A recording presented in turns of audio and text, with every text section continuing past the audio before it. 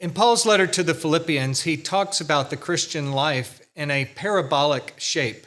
It starts up, it goes down, and then it comes back up again. It begins with this parabolic pattern for the life of Christ. Paul says it this way: Jesus was actually, by very nature, God, and yet he did not consider equality with God as something to be grasped, but he emptied himself, took on the form of a servant, became a human being, and even became a servant unto death. Therefore, God exalted him. Here we're going back up the other side of the parabola, and therefore gave him the seat that is above every seat, the name that is above every name, that Jesus Christ's name, every tongue will confess that he is Lord. So this is the pattern from the heights to the depths to the heights again that we are being called to live. But it's a little different for us because from a human standpoint, we actually think highly of ourselves. Human beings think of themselves as the top of the food chain, and to go down actually for us is what?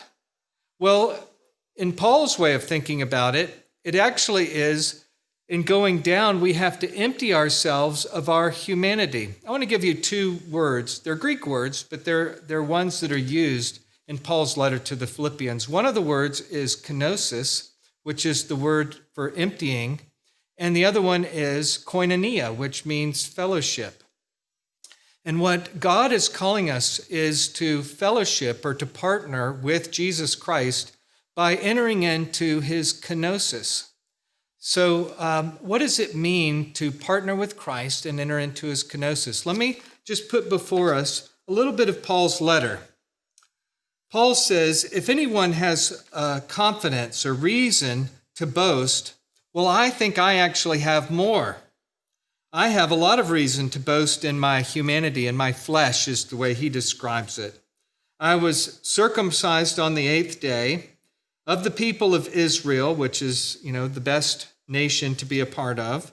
He was of the tribe of Benjamin, a Hebrew of Hebrews.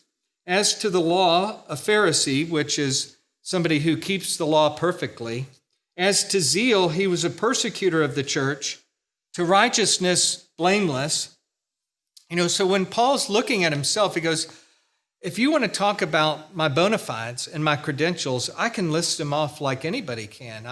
I'm a person that can really have a lot to boast in my, quote, resume, in the flesh.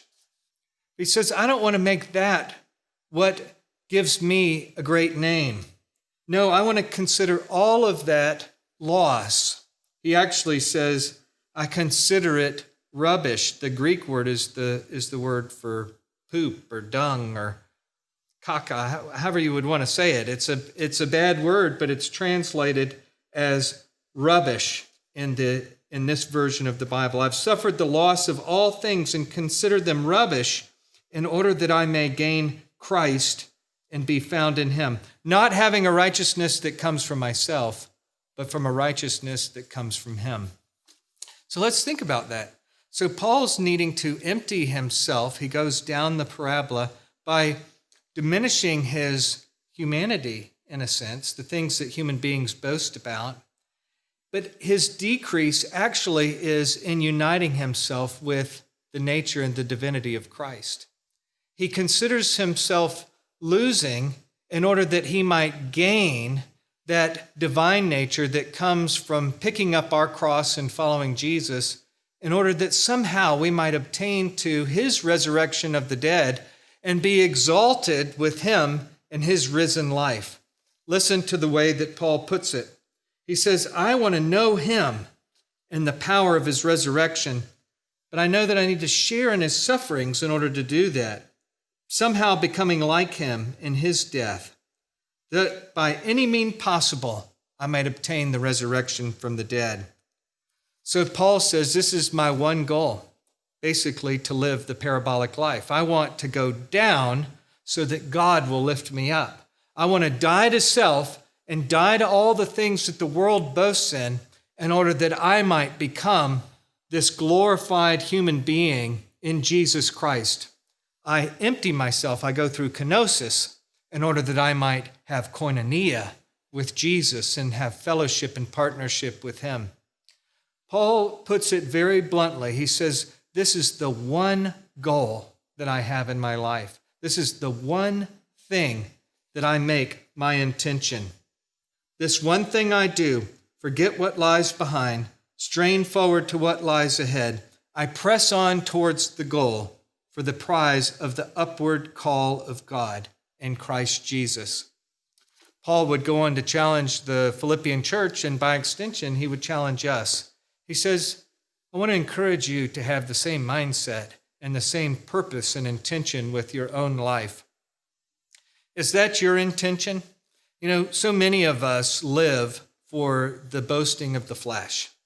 We make our boast, how good of grades did I have in school, or where did I go to college, or what are my degrees, or what kind of position do I have, my title, how big is my house, how big is my bank account, what kind of car do I drive? There's all kinds of things that we do to boast in our bona fides and in the flesh. Paul would encourage us to say, you know what? I count all those things as lost for the sake of knowing Jesus Christ. I want to diminish myself when it comes to the things of the world so that I can go down and join him in the crucified life in order that I might somehow obtain the upward call of God in Jesus Christ through his resurrection. Is your one goal to live the parabolic life? I want to make that my singular goal and purpose in life. I want to live after the pattern of Jesus Christ, because it's only in that pattern and in that way of life that we find true life and true significance and meaning in life. I encourage you to focus on the upward parabolic call of Jesus Christ.